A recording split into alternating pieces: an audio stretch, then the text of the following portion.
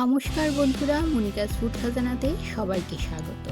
চলে এসেছি আজকে আরও একটি নতুন রেসিপি নিয়ে।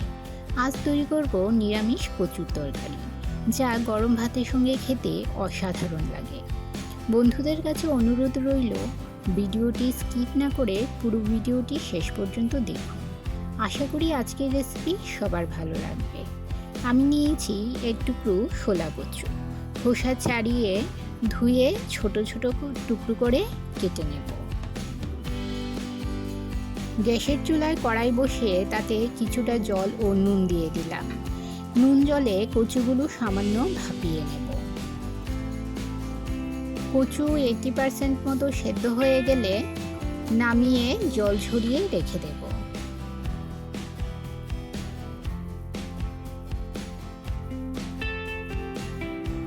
এবারে গ্যাসের চুলায় কড়াই বসিয়ে 2 টেবিল চামচ সর্ষের তেল গরম করে নিয়েছি। এতে দিয়ে দিলাম টুকরো করে কেটে রাখা দুটো মিডিয়াম সাইজের আলু। সামান্য নুন ও হলুদ গুঁড়ো দিয়ে মিডিয়াম ফ্লেমে আলুগুলো ভেজে নেব।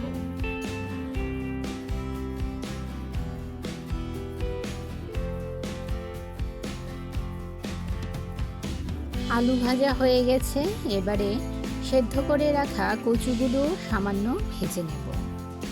আমার চ্যানেলে নতুন বন্ধু হয়ে থাকলে চ্যানেলটি সাবস্ক্রাইব করে পাশে থাকা বেল আইকনটি প্রেস করুন আর নোটিফিকেশন অল করুন পরবর্তী ভিডিওর আপডেট পেতে। আর যারা ফেসবুক থেকে ভিডিওটি দেখছেন তারা ভিডিওটিতে একটা লাইক দিয়ে পেজটি ফলো করুন।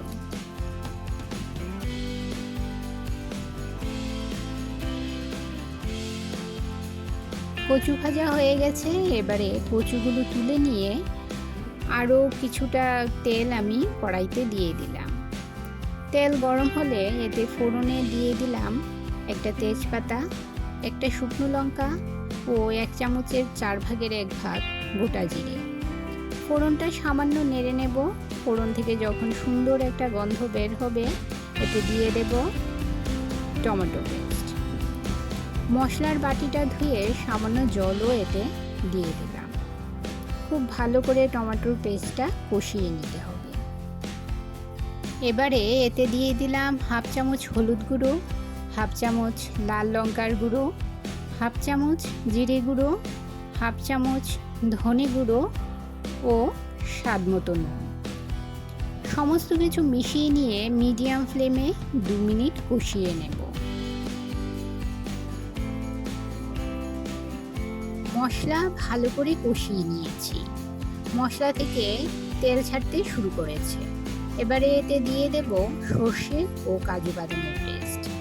আমি এখানে 2 চামচ সর্ষে ও 7-8টা কাজু বাদাম পেস্ট করে নিয়েছি। এই পর্যায়ে গ্যাসের ফ্লেম লো রাখতে হবে। লো ফ্লেমে 2 মিনিট মশলাটা ভালো করে কষিয়ে নেব। মশলা ভালো করে কষানো হয়ে গেলে এতে দিয়ে দিলাম ভেজে রাখা আলু ও কচু। ভালো করে মশলার সঙ্গে মিশিয়ে নিয়ে 2 মিনিট মিডিয়াম ফ্লেমে আলু ও কচু ভেজে নেব।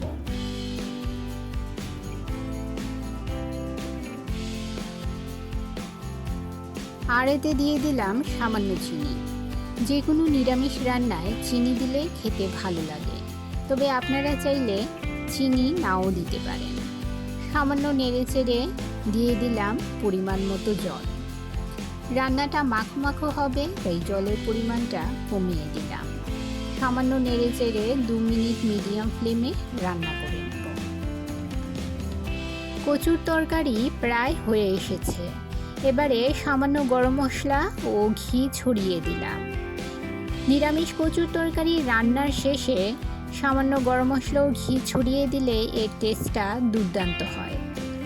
ভালো করে মিশিয়ে নিয়ে দিয়ে দিলাম কয়েকটা চেরা কাঁচা লঙ্কা।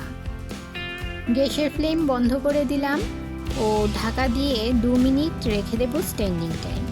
রেসিপিটি কেমন লাগলো কমেন্ট করে জানাবেন, আর ভালো লাগলে অবশ্যই একটা লাইক করবেন। আপনার একটা লাইক পৌঁছে দিতে পারে আমার রেসিপি আরও বহু মানুষের কাছে।